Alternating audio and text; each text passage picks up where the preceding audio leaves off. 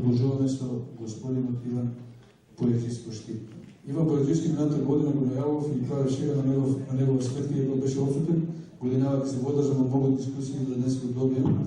Ќе кажам само дека тој е присутен на нашите простори одамна, предежно и пред секако новинар.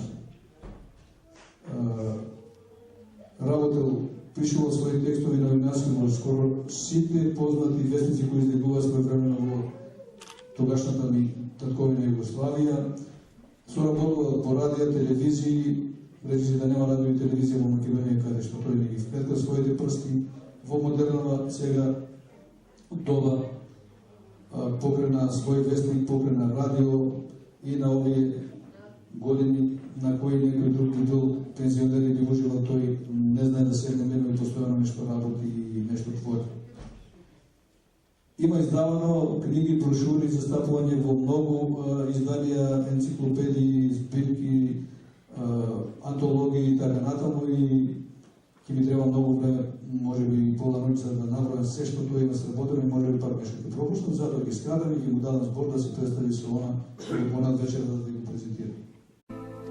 Svirete ja zajdi, zajdi tiho poleka. Mene mi je ta pesna, gledam sudena.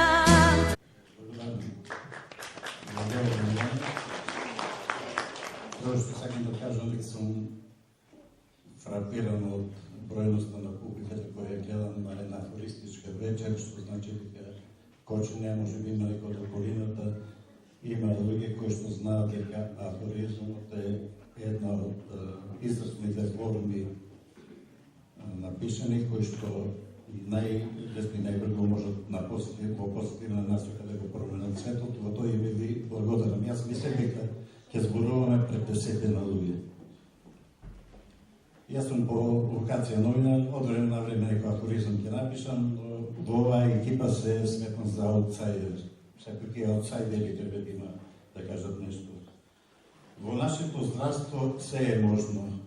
Пред некој ден ме фатија бубризи, ме лекуваа на кожно. Низ Европа кружи нова клетва. Да даде Господ да живеете добро како што живеат во Македонија. Не полудувате за да ги изберете вашите 5 минути допрева доаѓа. Откако ќе ги изберете, тие тотално ќе ве полудат. Пред некој ден во мојот град гледам дузина црни лимузини. Го прашувам соседот, на чиј погреб се дојдени, а тој вели, ќе ја погребува државата.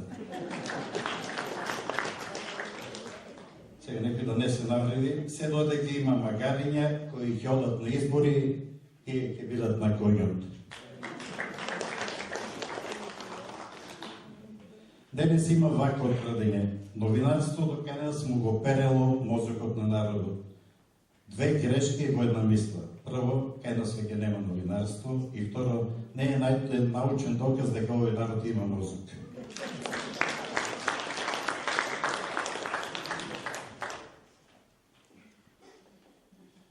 Малку нешто во поетски стил, со оглед на состојбата со умот, на македонската нација е потребна мозочна операција. Еве уште една поезија, во државата е општа конфузија, затоа народот не е претежно на инфузија. Градиме модерен автопат Миладиновци и Свети Николе Штип за младите да можат побезбедно да избегат од оваа држава. Имаше една народна мудрост која гласеше вака: нов ден, нова нафака. Денес таа мудрост се модифицирани и гласи: нов ден, стари гајлиња. Нашата креативност станува митска. Никој не може за толку кратко време да смисли толков куп глупости. Да се биде идиот денес е неверојатно тешка работа. Конкуренцијата е неверојатно голема. Историчарите тврдат дека првата бомба паднала во Битола. Денес го разгледав Кочани и мислам дека последната е падната во овој град.